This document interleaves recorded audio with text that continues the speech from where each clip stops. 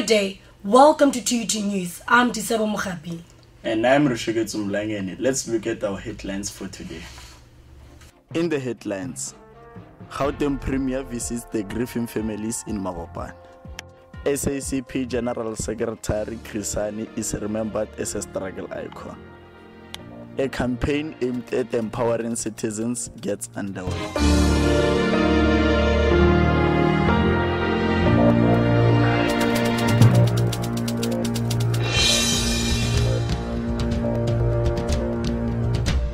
Gauteng Premier Nomvula Mokonyane visited two families in Mabopane to comfort them after losing their loved ones in a killing spree of old women recently.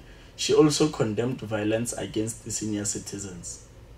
Gauteng Premier Nomvula Mokonyane visited the two families in Mabopane to condemn violence against women and senior citizens. She also appointed the Provincial Commissioner Mzwanele Petros to head the investigation. The Premier and the community share the same sentiments that there is a serial killer on the loose.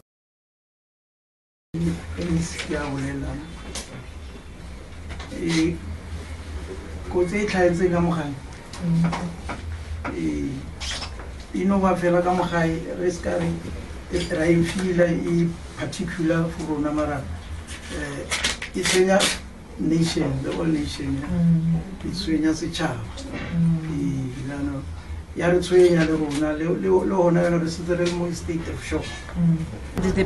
provincial commissioner agreed that we are taking these cases to a provincial level.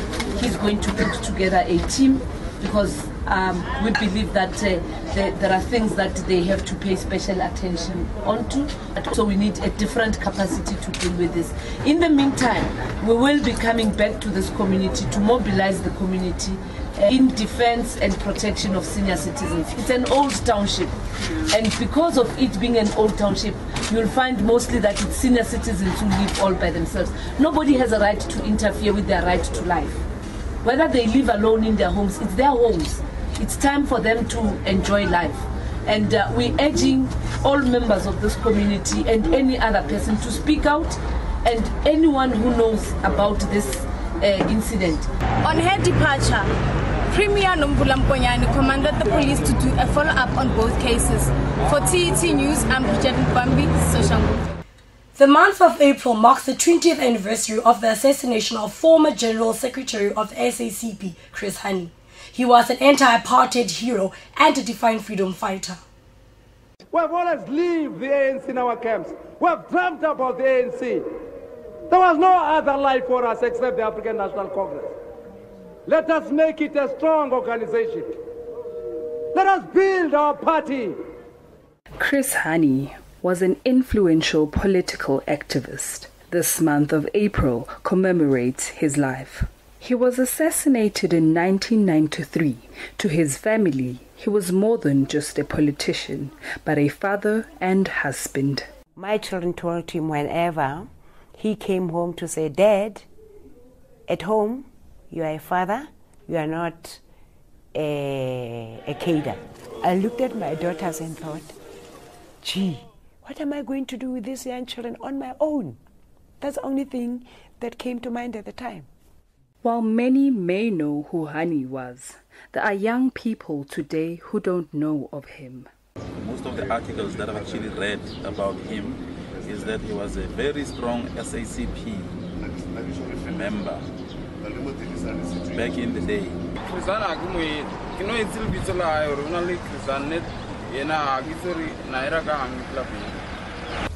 It was in a stadium when he gave his moving speech on how the ANC was a protective body of black South Africans.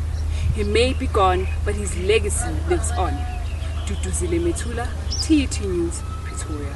The Consumer Commission is still trying to bring closure to consumers following the recent meat labeling scandal.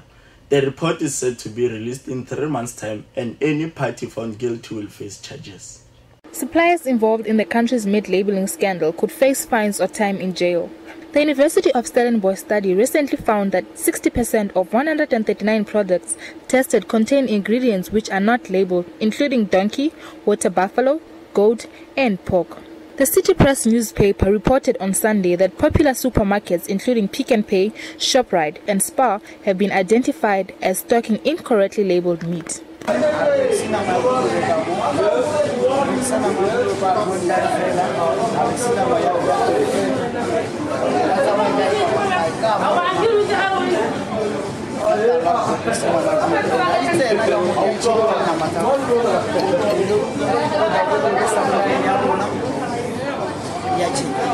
Consumers have reacted differently to the meat scandal. It's okay because this meat, I don't know if it's buffalo. When I eat it, I have no nerves, I just eat it. I will see the result, the consequences of that meat. But in some countries, they eat the donkey's meat and they don't die. Despite all the none of these supermarkets admit to selling wrongly labeled meats. Only the Food Commission report will tell. For TUT News, I'm Leila Mato. President Jacob Zuma addressed heads of missions with regards to the National Development Plan. This is after the NDP was launched August last year. After a couple of hours of waiting, the 146 South African heads of missions finally meet President Jacob Zuma for a photo moment. This was in a heads of missions conference held in Pretoria, aimed at updating them on the country's National Development Plan. In his opening statement, he urged them and the South African government officials at large to open communication lines between themselves and the citizens. Continue conveying the good message about our country so that people will love it.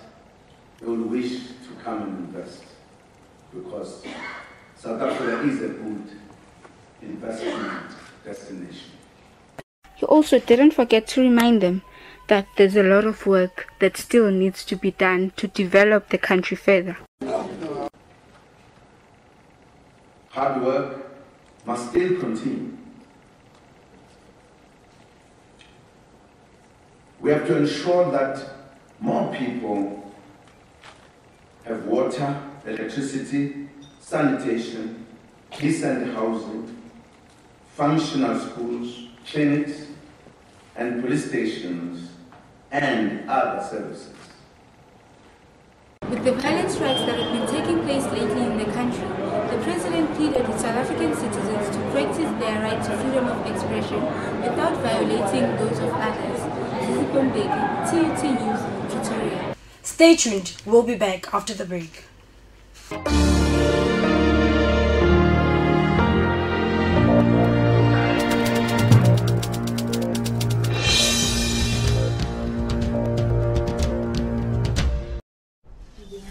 Emma. Huh? Emma. Emma. Emma. Emma. Emma.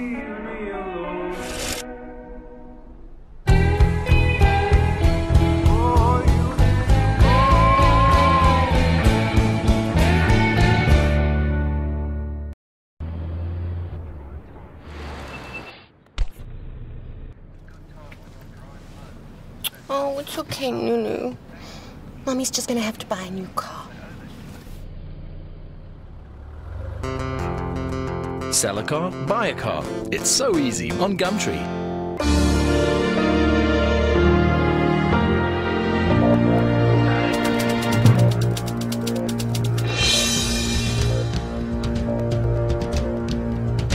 Welcome back. Mediclinic Legai in Garangua held a pregnancy day in which pregnant women were taught about prenatal care. Doctors and experts were invited to attend this pregnancy education day. Mediclinic Legai training set in Maopane Morila View held a pregnancy education day. The purpose of the event is to teach pregnant women and their partners on how they should take care of their babies and also to eat a balanced diet during pregnancy. These are the couples who attended the pregnancy education day. Doctors and experts were taking questions from them. Dr. Masilan, who is a gynecologist, explained the physiological changes in pregnancy. I've been asked to the topic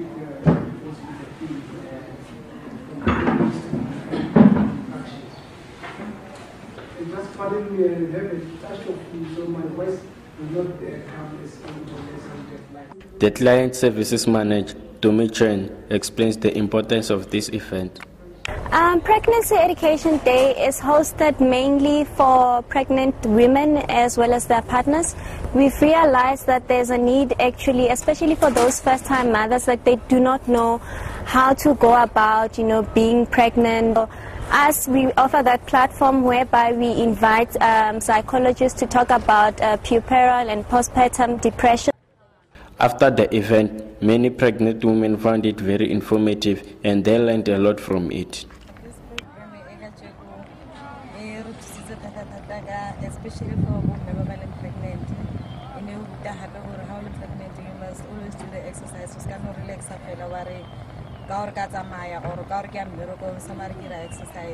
Women attended the Pregnancy Education Day.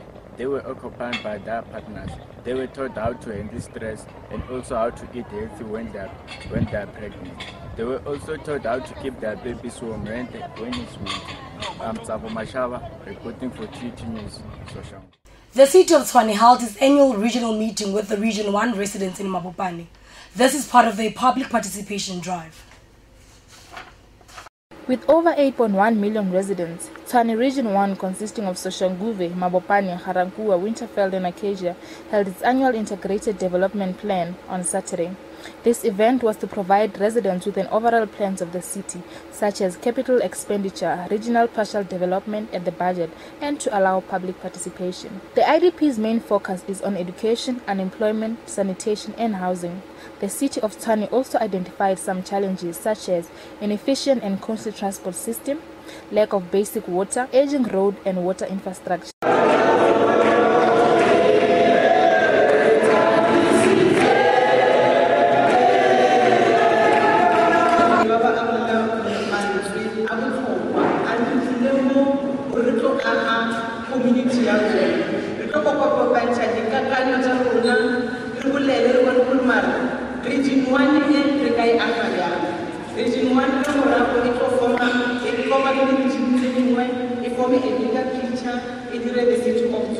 Residents of Region 1 came in numbers with their complaints that they wish to bring to the mayor's attention.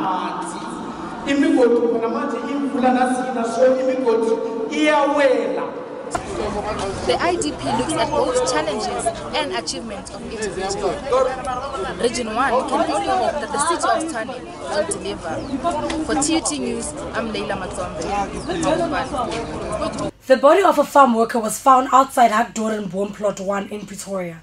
The employer denied that the victim was working for him. In just less than 2 months after the farmers' strike, a farm worker was found dead outside Hakdoren Boom Plot 1 in Pretoria. Even after the negotiations with the farm workers, some are still not happy with the treatment they receive, especially when someone has passed away. The farmer says that they don't get assisted with funeral arrangements.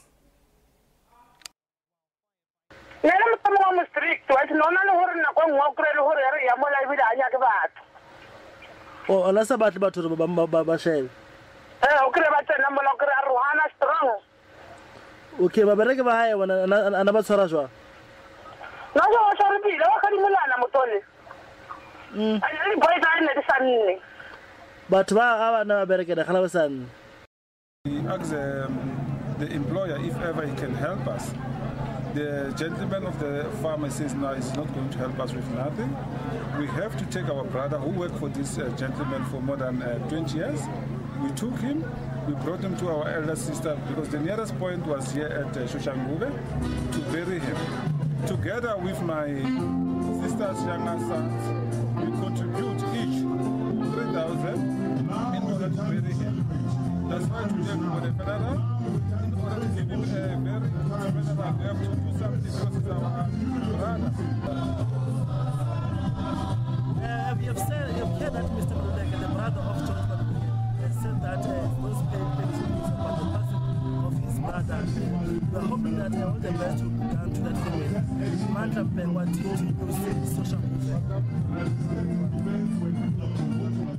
The South African Haemophilia Foundation held the UJ Dance Challenge for people with haemophilia in celebration of its 50th anniversary. While most celebrate Freedom Month this April, the South African Haemophilia Foundation celebrates Haemophilia Month. This is through a number of fundraising events aimed at raising awareness about haemophilia. Amongst those is the UJ Dance Challenge for people with haemophilia.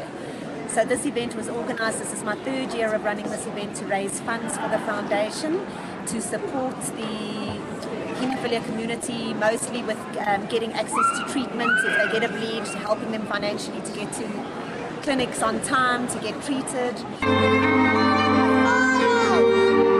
In the all-star panel of judges in the event was well-known dancer and choreographer David Matamela. We're here today doing the charity event for haemophilia, and we're having a nice competition. We're doing Latin, hip-hop, freestyle, Bhangra. It's all the styles, dance styles that are here today, and except we don't have Pantula. And what else? We don't have gumboos, but next time we're going to have all that. And so today it's a very exciting day. Hemophiliacs and their family members were happy with the success of the event. Because we, South African Hemophilia Foundation, has done so much to let people know about this condition.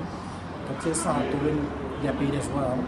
But I just think that it's up to the people now to grasp information, and from the patients as well to start teaching their communities. Consider today has been very successful. I think the TV people were here, and we're happy about the exposure Heritage today to create a bit of awareness hemophilia.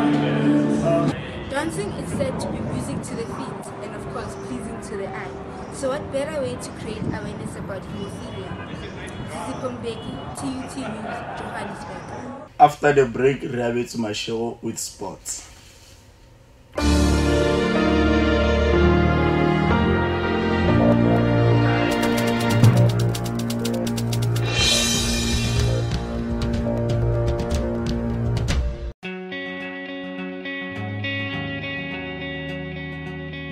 This is one of those amazing projects where, as Pick and Pay, we are really proud to be part of. It's people from the community helping children within the community find an alternative outlet. The concept of Velokaya is to try to change the lifestyle that we live in our community and to live a healthy life. We don't do cycling alone. We combine cycling and also education. The wonderful thing is that they've got a whole mentoring program out here. The young kids are incentivized through what they're doing at school, through commitment, to be able to participate on the bikes. Pick and Pay is actually the only sponsor or supporter that has stayed throughout the years. It's almost 10 years now, 2013, and we've had progression in terms of producing professional riders on and off the bike and professional people at the same time. There have been amazing success stories. Some of the kids from the academy have now become worldwide champions on the BMX track and a couple of provincial champions on the road. Wonderful for them to be part of this massive occasion of the day of the Cape August Pick and Pay Cycle Tour. Cycling in their Pick and Pay kit, part of a team, great vibe, great spirit. To see them cycle, to give them kit to maintain their bicycles, I mean the world is really at their feet. There's probably a lot of future champions sitting right there, and it makes me so proud.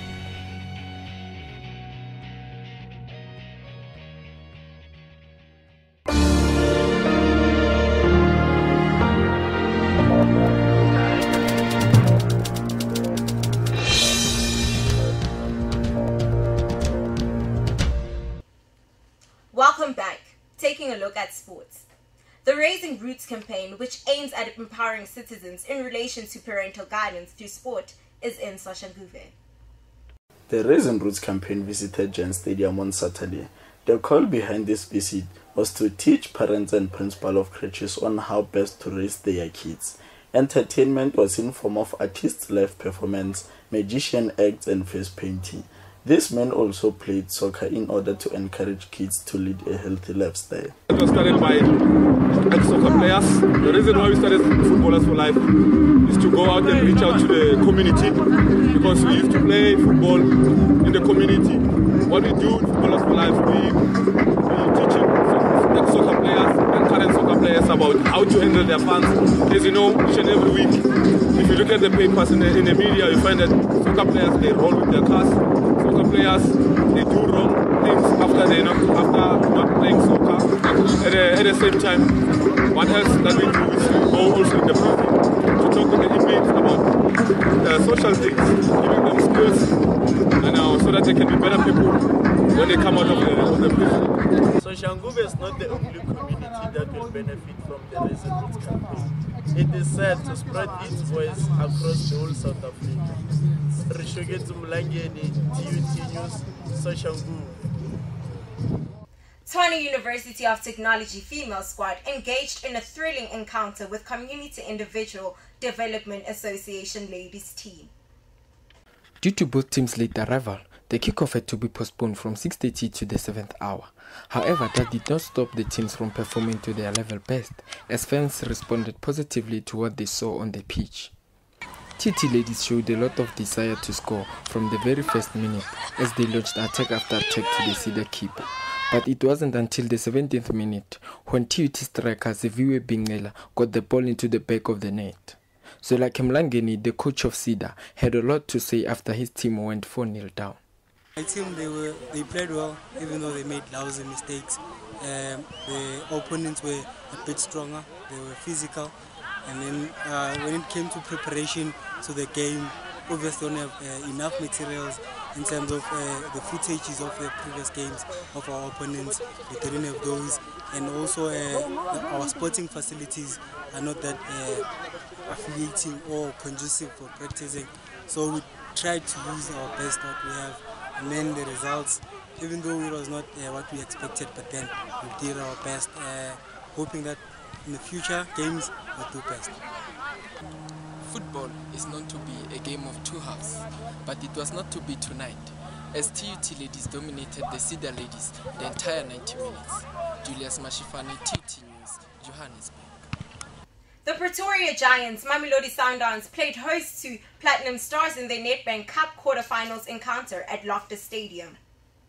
The quarter-finals of the Nedbank Cup continued on Sunday at Loftus Stadium with Mamelodi Sundowns hosting Platinum Stars. Mamelodi Sundowns, that has 5 years without silverware, had its supporters filling the stadium with Platinum Stars supporters present.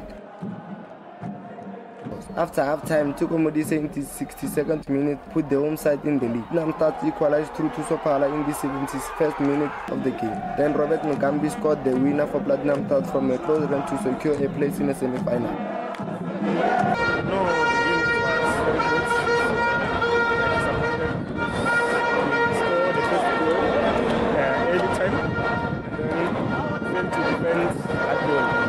They equalized 1-1, and then after they make 2-1. So game was very disappointing. Yes, when we were here, it was so exciting. This was a really good game, and we were looking forward to meeting Sundowns fans were left hanging out of the stadium with sadness. With Platinum Stars through to the semi-finals, the Sundowns supporters were left with disappointment. For TUT News, Pretoria. That's your sports news. I'm Rabetu Mashego.